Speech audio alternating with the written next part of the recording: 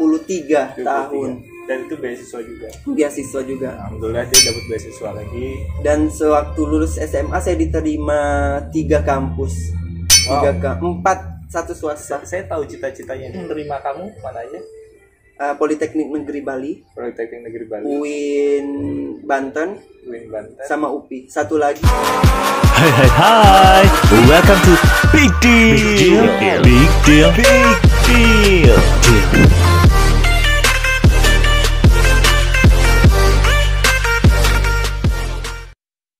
Piala itu sebelum bertanding. Iya benar, itu luar biasa sekali, orang lain belum. Ini piala saya dapat. Tapi saya itu dihujat Pak, sama kawan-kawan, sama orang lain. Kamu kok nggak ada juara 2, juara 3? Nggak ada ini nih, katanya nggak ada peserta ya? Jadi gini, jadi ceritanya ternyata gitu. Karena ada beberapa yang masuk, tapi yang ngirim paling banyak dia memang, dia. Terus juara 1, juara 2, 3 itu dia semua. Yang lain masih belum sampai ke taraf itu ya. Jadi diputuskannya ya 1 juara saja. Itu waktu itu sama Konsulat Jenderal Republik Indonesia Kota Kinabalu. Temanya ulang tahun kemerdekaan Indonesia. Ulang tahun kemerdekaan itu kemenangan pertama untuk menulis lah. Oh, kamu pernah pertama kali tulis menulis di sana ya? Di sana itu yang benar-benar yang kayak buat saya memacu untuk terus belajar terus. Dan kamu masih terus menulis sampai sekarang? Masih sampai sekarang masih nulis. Boleh di share nggak? Kamu kan mengeluarkan berapa karya tulis kalau boleh? Kalau buku ada beberapa buku kumpulan puisi, cerpen, dan beberapa draft novel yang belum saya terbitkan.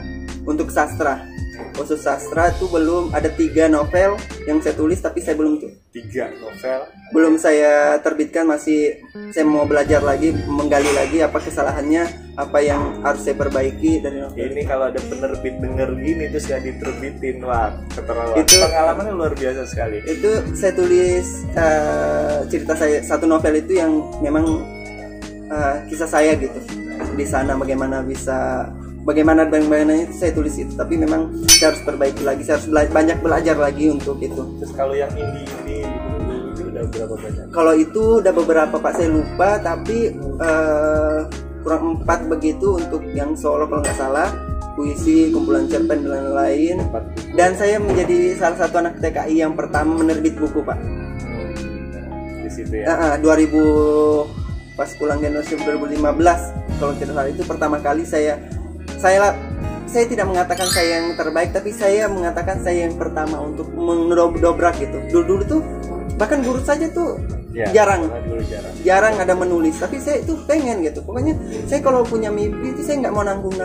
Gimana pun caranya saya harus. Oke, jadi dia di ininya ditulis. Jadi ada namanya karya kumpulan puisi, terus ada kumpulan cerpen lagi. Cerpen. Terus dia punya 3 novel yang masih banyak ditolak orang, bayangin. 3 novel. Dan kalau itu sastra ya. Sastra. Kalau karya ilmiah punya berapa? Karya ilmiah sekarang yang sudah terbit 8 karya ilmiah.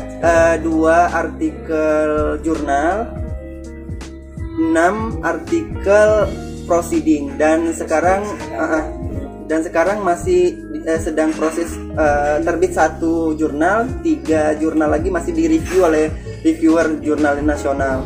Dan Sinta 4, Sinta 5. Sinta 4, Sinta 5. Mahasiswa S1 biasanya belum ada kewajiban untuk Sinta, tapi dia bisa menerbitkan jurnal Sinta 4, Sinta 5. Dan untuk artikel proceedingnya masih menunggu terbit, ada 3, 1 internasional dan 2 lagi nasional. Kalau Oke, nanti kalau mau lihat tulisan-tulisannya ada di ResearchGate. Iya, ResearchGate sama Google Scholar. Bisa itu. Kalau tulisan-tulisan sastranya di mana biasanya? Sebenarnya kalau sastra sekarang sudah tidak terbit lagi, tidak produksi ulang. Ya, sudah tidak produksi ulang karena memang saya fokus untuk penerbit mayor, penerbit besar. Jadi kamu mau dobrak yang pertama lagi yang TKI bisa masuk mayor. Benar sekali Pak. Saya udah nggak mau main di situ. Saya nggak mau main di indie. Bukan karena apa? Karena kalau saya di situ terus saya nggak bisa maju gitu. Kamu cari challenge baru. Iya, saya ini. Jadi makanya beberapa terakhir saya menerbitkan 2017 kumpulan puisi. Saya udah bilang dari situ saya tidak mau, bukan tidak apalah. Maksudnya untuk karya saya harus gimana caranya saya bisa naik satu level lagi gitu. Benar. Oke, apa namanya? Jadi karya tulisnya itu banyak banget.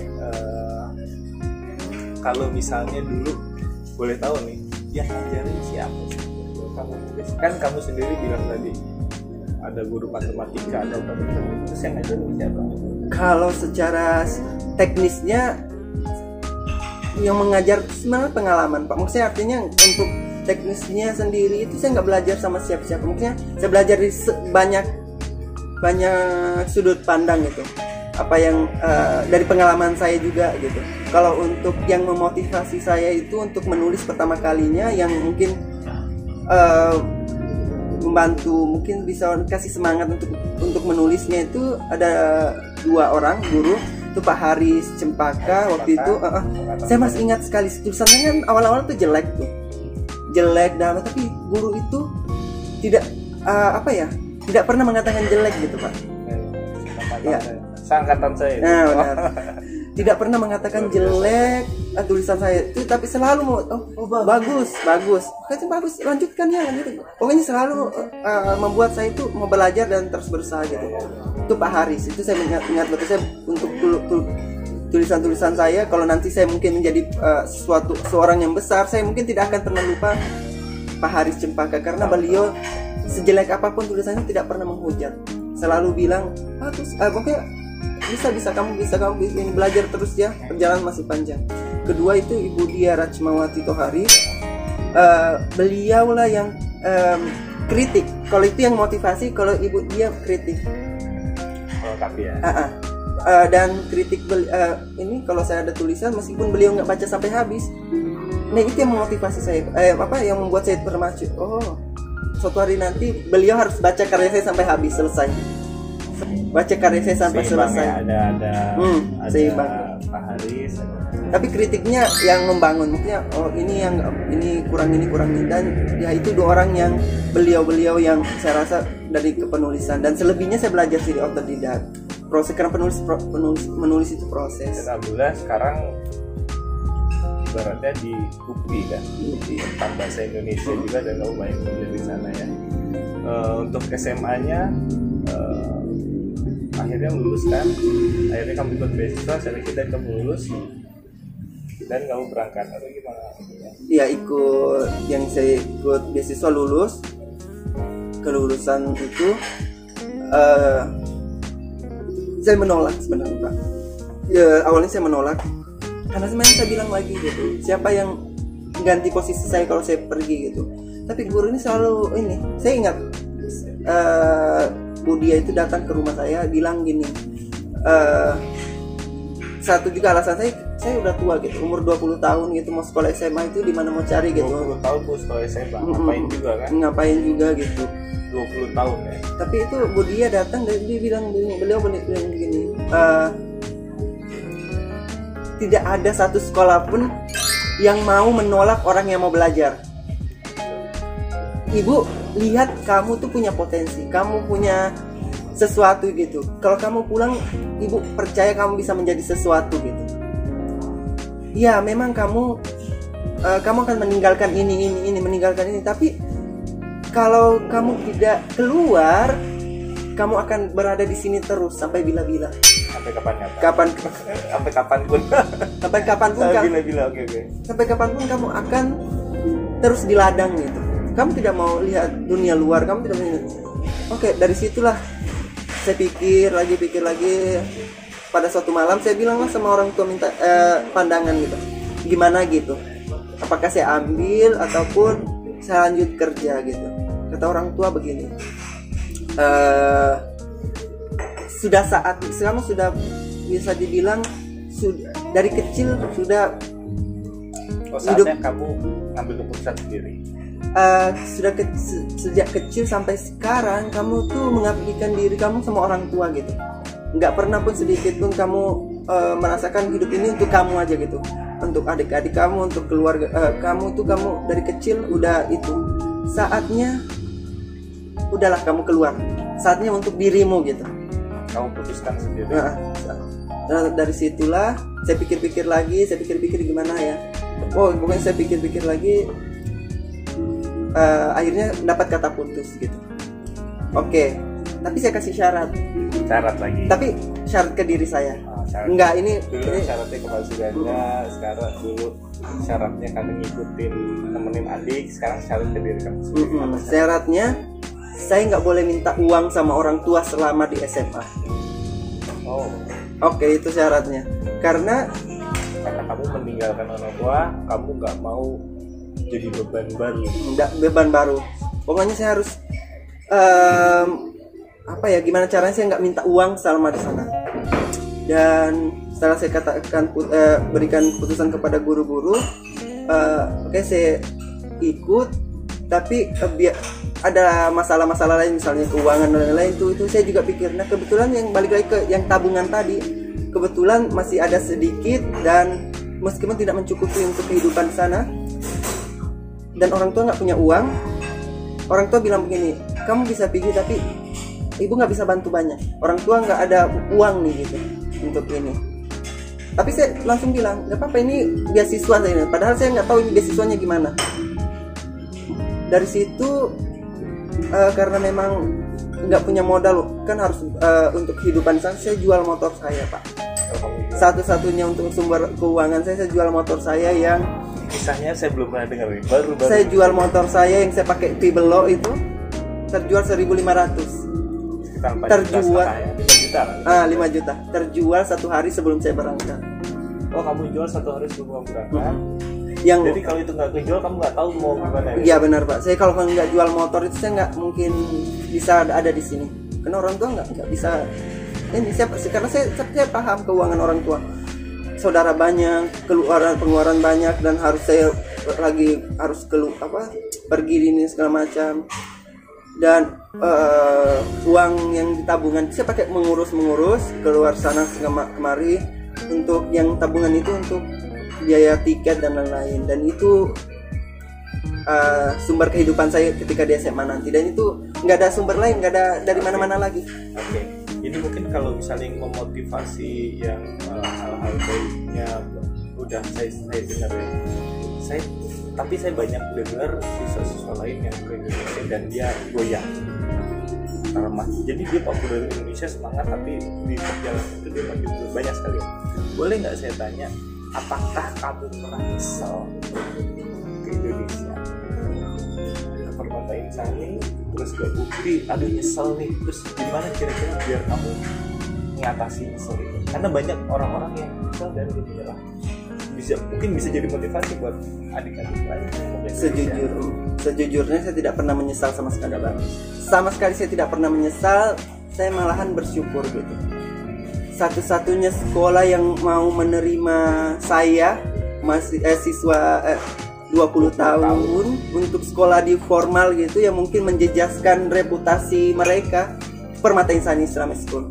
Berterima kasih, saya nggak pernah menyesal, malahan saya berterima kasih bisa bersekolah di sana. Dan kenapa saya bisa termotivasi, ya itu tadi, Pak. Saya sudah mengambil langkah paling resiko dalam hidup saya. Saya harus bagaimana saya nggak pulang lagi ke sana. Jangan sampai saya pulang lagi ke sana, itu karena itu salah satu menjadi kayak bumerang untuk yang lain gitu. Kalau saya pulang gimana gitu, yang adik-adik saya itu tambah ini. Jadi motivasi saya, saya harus gimana caranya pun saya menjadi orang gitu. Saya harus membuktikan bahwa saya harus Berarti kalau kamu datang ke pulau naik perahu itu udah nggak kamu lihat lagi untuk balik kan? Kamu udah aja. Udah lepas. Gimana pun caranya saya itu harus survive. Saya harus benar-benar gimana saya punya mimpi ini. Yang saya pikir bukan untuk pulang, Pak. Saya bukan pikir untuk menyesal, tapi yang saya pikirkan apa ke depannya gitu. Apa yang saya persiapkan. Jadi kamu ngeliat enggak sama sekali. Saya nggak mau saya harus pulang kerja lagi ini. Saya nggak mau ini. Tapi hal-hal itu memotivasi misalnya orang tua gini-gini saya nggak minta uang, nah itu memotivasi saya untuk terus menggali potensi saya, apa yang sebenarnya mau jadi apa dan sebagainya. Dan balik lagi, saya nggak pernah minta uang. Itu dari mana uangnya sih? Bapak tahu saya menjual kerupuk di sekolah. Menjual kerupuk di sekolah itu, sekolah kan full day school, subuh sampai. Apakah itu jadi penyesalan nggak? Waduh nih, gara-gara nggak menyesal. Itu menjadi kebanggaan saya, Pak. Saya kesini nih jadi susah duitnya, di sana tanam biji saya dapat berapa gitu kan, terus kamu begitu ke Indonesia saya jualan kerupuk, apa jadi penyesalan? Nggak pernah, itu menjadi kebanggaan, Pak. Di saat teman-teman lain meminta uang sama orang tuanya, minta apa dikasih sama orang tua, saya malah untuk bikin uang, makanya cari uang sendiri. Untuk gimana, saya ada uang jajan, uang 150 yang uang beasiswa, itu uang beasiswa mungkin sebenarnya nggak cukup sebulan, sangat tidak cukup. Kamu dapat beasiswa 150.000 iya sebulan, tapi kamu udah ada mes kan, udah ada kamar, udah ada tapi makan ditanggung. 150 itu sebenarnya kalau dari kawan-kawanku semua itu nggak cukup. 150 untuk belanja keperluan dan sekolah. 150.000 sebulan ya. Nggak cukup. Tapi saya masih bisa simpan 50.000 dalam sebulan. 100.000-nya tuh keperluan beli alat-alat tulis, belanja jajan. 50-nya itu saya simpan, Pak. Saya simpan, saya tabung. Dan saya masih bisa menjual, dan itulah yang membuat saya apa ya? Kamu jual kerupuk. Menjual kerupuk. Dan kalau disingkat perjalanan SMA juga sangat berliku juga, karena tidak semua orang bisa terima gitu. Maksudnya maksudnya tidak semua orang bisa menerima anak 20 tahun tuh sekolah gitu. Maksudnya ada pengolokan, ada kayak penolakan dari ejekan gitu. Itu yang jadi 17 tahun lulus SD, 20 tahun lulus SMP, baru masuk SMA, 20 tahun masuk kampus umur 20, masuk UPI berapa? Masuk UPI 23 tahun. Dan itu beasiswa juga. Beasiswa juga. Alhamdulillah dia dapat beasiswa lagi. Dan sewaktu lulus SMA saya diterima 3 kampus. 4 satu swasta. Saya tahu cita-citanya dia itu dulu UI. Benar, Pak. Benar sekali. Saya Pak. punya foto dia waktu di UI, dan saya waktu itu pernah wawancara juga kan, di tulisan kamu punya cita-cita dulu. Tapi yang menerima kamu mana aja? Politeknik Negeri Bali, Politeknik Negeri Bali, UIN Banten, sama UPI. Satu lagi swasta saya lupa namanya di Banten. Kamu mau diterima di 3 kampus ini? 4 kampus ini. Saya sempat cita kamu UI. Saya tahu itu. Dan saya mau ikut jalur yang masuk UI semuanya saya diikutin semua. Ternyata nggak masuk. Dan kamu menjatuhkan pilihan pada UPI. Akhirnya kita sama mater ya. Dan jadi dosen-dosen kadang-kadang kemarin saya WhatsAppan, ini ternyata ya dosen dia ya dosen saya juga. Kita belajar dari satu sumber, Pak. Tapi meskipun saya ditolak UPI, Pak, ketika pengumuman saya UI, saya nggak pernah sama sekali kecewa. Kecewa tuh wajar, makanya nggak pernah kayak kayak ada beban gitu. Saya nggak jadi kepikiran terus kayak teman-teman yang lain nggak diterima goals dia gitu. Jadi menangis apa? Karena saya sudah berjuang gitu, Pak. Ya, saya sudah berjuang ketika stepnya. Saya berjuang ketika saya sudah nggak diterima, ya saya merasa itu bukan rezeki saya nggak di situ, gitu. Betul. Kalau ini, sorry agak sedikit ulang ya. Berarti kamu kan di Malaysia. Malaysia itu kamu dulu ibaratnya tinggal tanpa paspor atau tanpa identitasnya. Baru mulai ke Indonesia, baru kamu pegang namanya paspor. Terus apakah ada kesulitan apa? Ini sharing mungkin jadi pengalaman buat teman-teman yang nanti ke Indonesia gitu. Maksudnya bagaimana? Apakah kamu udah punya KTP sekarang? Sekarang punya. Sekarang udah.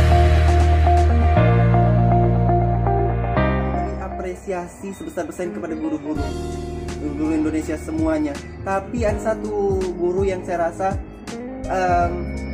kata orang the best atau bukan the man gitu, yang paling utama, penggerak semuanya gitu. Saya rasa saya nggak mungkin pernah lupa dan pernah saya terlalu berjasa sama beliau itu Pak Dadang. Saya dan kawan-kawan yang lain, Pak Dadang Hermawan, kepala sekolah sekarang kepala sekolah.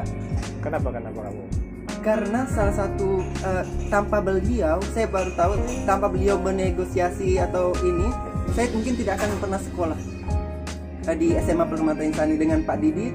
Beliau saya bisa diterima karena memang negosiasi beliau dengan yayasan gitu. Anak 20 tahun ini nggak apa-apa lah ini. Bahkan sebelum faktor umur ya. Faktor umur. Bahkan sebelum saya berangkat saja nama saya sudah ada gitu. Sangat besar jasa beliau untuk saya dan semuanya anak-anak TKI kami. Kalau kami kumpul kan selalu bilang Pak Dadang, karena apa? Beliau juga salah satu guru yang tidak pernah menyebutkan bahwa saya loh yang ini, saya loh yang bikin ini, nggak pernah.